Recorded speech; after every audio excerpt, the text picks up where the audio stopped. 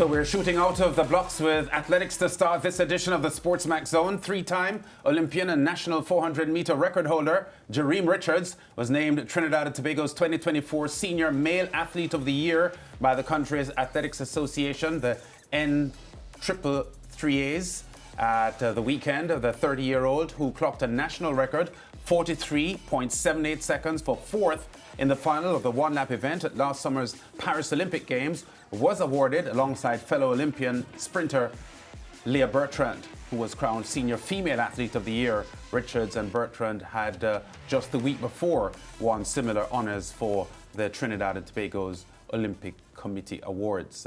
Jereem the Dream joins us now via Zoom. Jereem, welcome to the SportsMax Zone. Great to have you as usual on the show. Let me start by asking you about the Christmas holidays, the New Year's break, and how things have been for you over the holidays as you look ahead to 2025.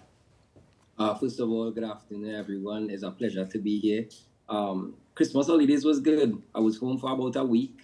Got a lot of time. It was busy, but got a lot of time to spend with friends and family. So it was just a good little Christmas break, and I didn't stay home for too long, but I came back up. Obviously, I have training in 2025 season coming up. So as much as I could have a little bit of fun back home, I had to get back to business early.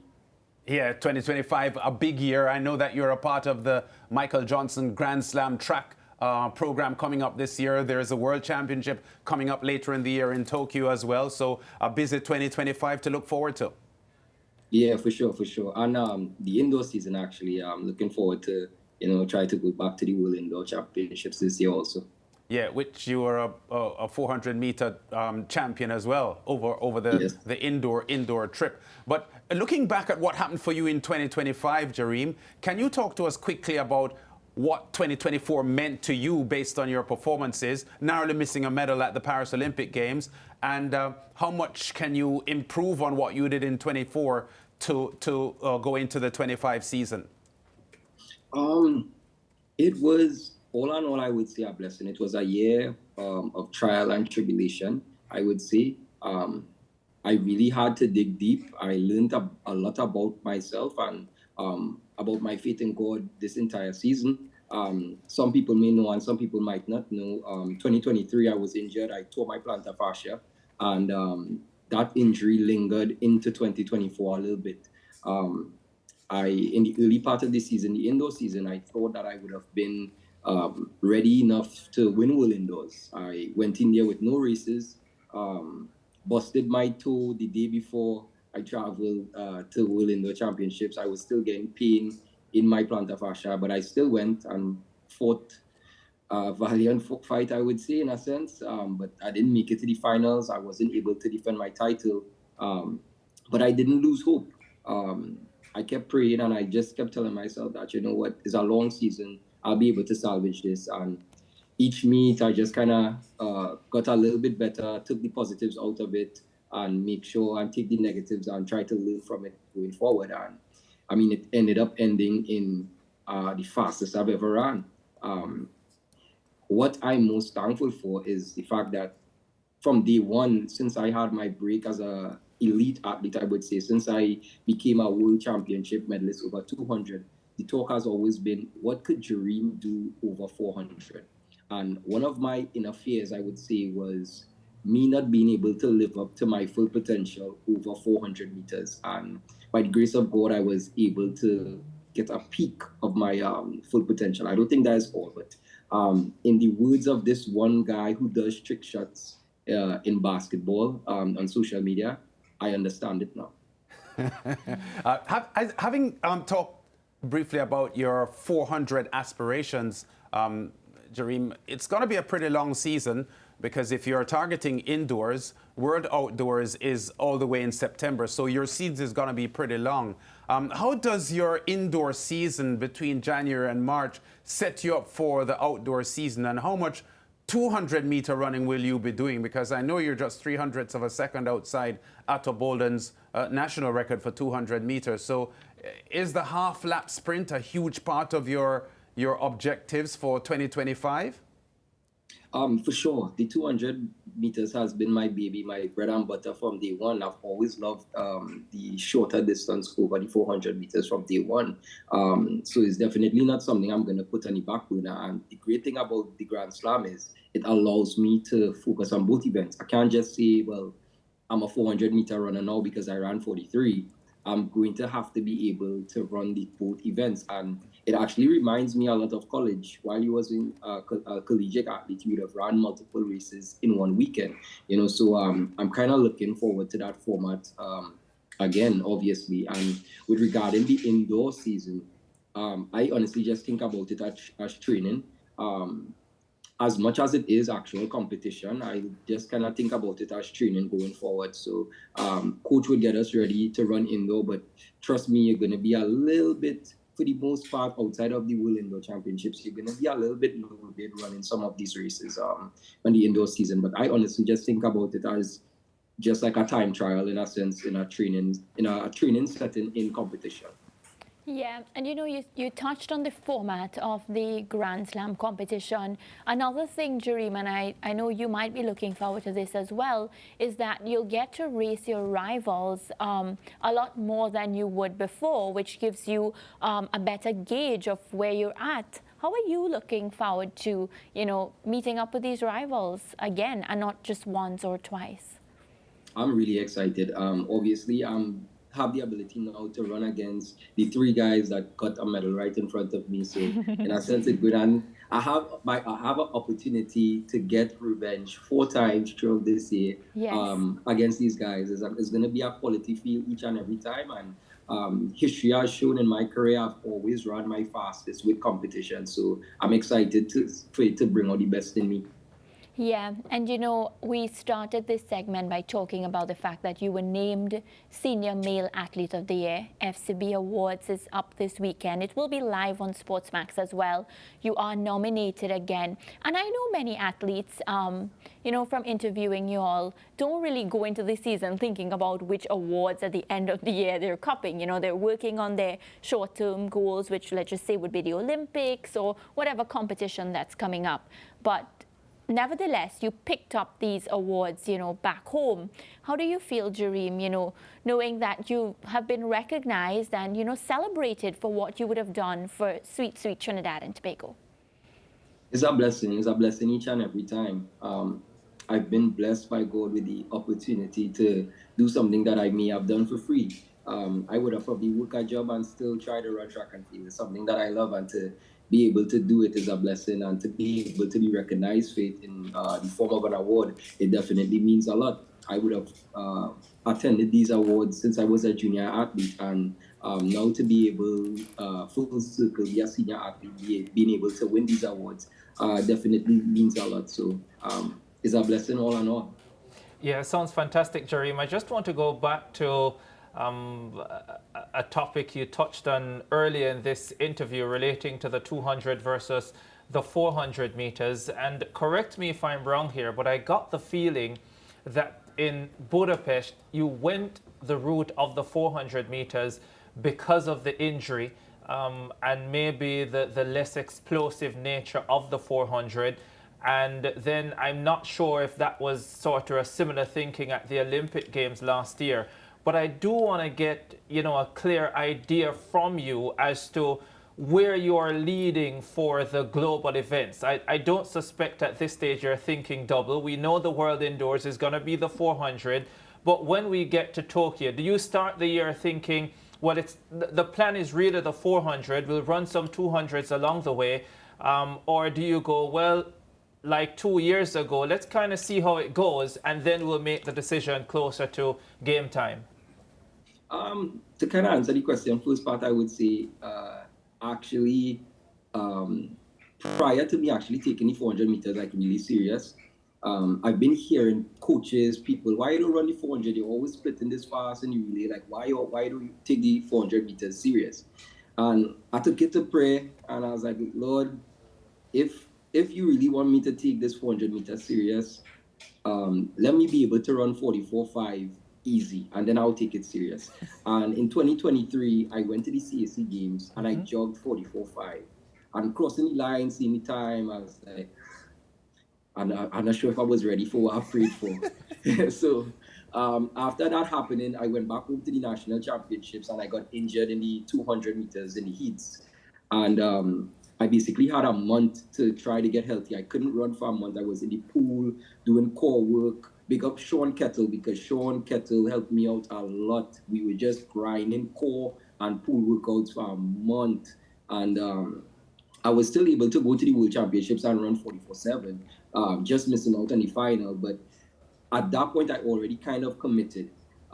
Each and every year, I go into the season with an open mind. I tell myself, well, whichever is the better event, that is the event that I'm going to go to the championship with. Even this year, it was the same thing. But obviously, I felt like in 2023, had I been healthy, and I mean, obviously, this is all what ifs. But I feel like 2023, had I been healthy, I would have been able to run something really, really special. And in my mind, mentally, I think I would have won the World Championships that year. But I mean, obviously, everything happens for a reason. So I used it as an opportunity to work harder, to become better in the event. And obviously, like now, I just learn to take L's as lessons and make it fuel for the fire going forward to be better the next time around. Yeah, you know, I always say to people, sometimes you really have to go easy on athletes because you don't understand the full story a lot of times immediately. And I do remember after Budapest 2023, a lot of questions being asked because you are right, you just come off that fantastic CAC Games performance. But I want to ask about the Paris final. And I know sometimes when you have worked hard, really hard, and you come up just short, and let us say that's what happened to you at the Olympic Games last year, one spot outside of a medal, it can really demoralize you sometimes, especially in the moment. Or for some athletes, you'll just go, wow, I achieved that with everything that happened. I'm even more motivated. What's been sort of the outlook, or what was the outlook, especially in the immediate moments and days and weeks after that Paris Olympic Games final? Good question. This is a great question, actually. When I crossed the line, I'm not going to lie to you, bro, I was really disappointed. I was very, very disappointed. In my mind, I was like, it was just a hard pill to swallow. The fact that I feel like I was in the best shape of my life. The season came together and I was peaking in the right time. Everything was working well together. I ran a PR maybe 2 weeks before in London Diamond League. My body was feeling well. I executed exactly how I would have executed. I've been asked the question 1,000 times. If you had to run that race over, how would you do it? I'd do the same exact way, because in my mind, that the way I ran that race was going to win. And the hard pill for me to swallow was that I crossed the line. I knew that this was the best that I have to offer. This was the best my body was ever at any point in my life, and it wasn't good enough. And it was now me trying to look in the mirror and be like, okay, Jereem, how could we get better when this was our best? And I just didn't understand it. The next feeling that I got was, well, okay, try to appreciate the moment. You came to the Olympics, you made it to the final, you broke a national record, you were able to run 43 seconds. It meant a lot. So then I was appreciated. And then afterwards, coming off the track, I was feeling a little bit ungrateful, because in my mind I was like, how dare you like pray for something like this, achieve it, and then feel like it wasn't good enough. So I kind of felt like ungrateful to God for the blessing, because in essence it's still a blessing. So I kind of felt ungrateful in a way for a little bit. And the last feeling, it took me about a week, honestly. When people would come up to me and say, congratulations, or, I feel it, my heart goes out to you. I could see that you gave 100%, and, I'm just so sorry that you couldn't get a medal. Or just people messaging me, and it would have been like, in my eyes, this was a gold medal. I was numb. It took me about a week or two to not feel numb. I had no feeling to these comments, in the sense that I didn't know how to feel. I wasn't happy. I wasn't sad. I couldn't emotionally connect with it, because for a while, I just didn't know how to feel about it. And in the end, I spoke to my sports psychologist, and she believes in Jesus Christ too. So she's a Christian, and we had a really good and deep conversation. And at the end of the day, I'm just thankful, because you have to be thankful for something like that. This is the best my body was ever at. Like, I could look back out and now and smile and say, like, I was able to be part of the fastest race in history, break the 44-second barrier. This is something special. So it's something that I also want to use as motivation going into the 2025 season. As I say, I understand it now. Before I didn't understand it, but I understand it now. Now for sure I understand it. Yeah, and we're happy that you understand it now. You know, an athlete once said to me who finished in a similar position like you did, and she said, listen, every time somebody would come up to me and say, oh my God, you did such a wonderful job, you ran such a great race, it would remind her of the disappointment and it would hurt even more. Have you gone through that? Mostly the numb feeling. I didn't really feel disappointed because I just felt more numb with it. Like I had no feelings towards it. Now I could more sympathize with people when they talk to me about it. But all in all, is a blessing. It's a blessing. Like for me to be in the position that I'm in right now is a blessing from God. So I am at no time gonna disregard that. It wasn't exactly what I wanted because I truly and wholeheartedly believe that what is for you is for you. God's blessing will always be for you. And a medal just wasn't for me. And when I came to the realization that, it just wasn't for you, but you got blessed just like everybody else did. And when I come to that realization, it gives me peace and it makes me calm inside and just focus on me. And it's a great feat, as I would say. I'm not going to disregard me running 43 because I don't have something tangible to show for it. I'm going to appreciate that I was able to go so fast. I'm one of the fastest in the world, one of the fastest in the Caribbean, and the fastest somebody from Trinidad and Tobago has ever went. So I'm not going to disregard all of those things just because it didn't have a medal to show for it. Yeah, that is very well said. You really do have to appreciate and be thankful for all the things that you did achieve on that wonderful evening. Now that you've started the background season and you're getting ready for 2025, how much more excited are you about what you could still potentially do in the one-lap event and generally in the remainder of your career? I'm really excited, honestly. I'm 30 years old. I don't feel 30. So that's great. I feel 27. But I feel great.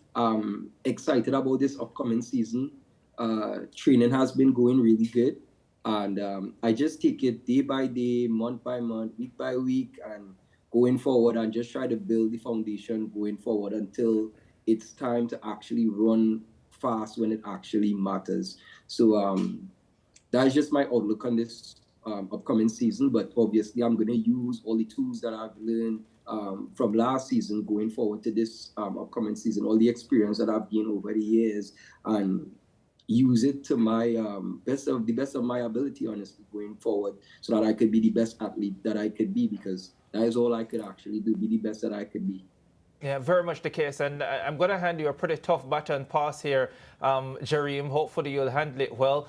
But, you know, Trinidad and Tobago's track and field is in a tough space at the moment, both at the junior level and at the senior level as well. Your performance, a fourth place finish in Paris last year, was the best finish by a Trinidad and Tobago athlete. It's been a while since the country has won a global medal. When you look around what is happening with the sport in your country, how does it make you feel at this stage? I'll be very honest with you. It's sad. I wish that we had more athletes putting out, more athletes to be at this world level, to perform at, at least making finals, getting medals, qualifying. I thought that we would have been in a better spot. I think the entire country, and I feel like I don't want to play the blame game, because I think everyone in Trinidad and Tobago has their specific part to play in terms of the development of sport, from coaches to government to associations, to even athletes. When I look at my generation of athletes, myself, the Farina twins, Marshall Sideno, Isa Guevara, all these athletes are really good athletes. And I just wish that we all were able to make it. And obviously, a group of us were able to make it. But when I look at the younger generation, each and every year, it's less and less that we are able to push out to the professional level. I think overall better structure needs to be put in place for athletes, for coaches, for associations, for government, all these different things. And I think when something like that is able to be done, we'll be able to be a powerhouse in sport once again. Because, I mean, obviously we see it. Over the years, it's been worse and worse each year, or less and less each year. So I just hope that within the next few years, or at least in the next Olympic cycle, we're able to have more world-class athletes in Trinidad and Tobago. And it's there. Everything just needs to work better. And I think it lays on the hands of everyone, not just one person. We need to come together and realize that this is the problem and we need to fix it together. Yeah. From your standpoint, do you feel as if your own success has been in spite of, and a lot of it, if not most of it, down to your own sheer determination and will to be one of the best at this level?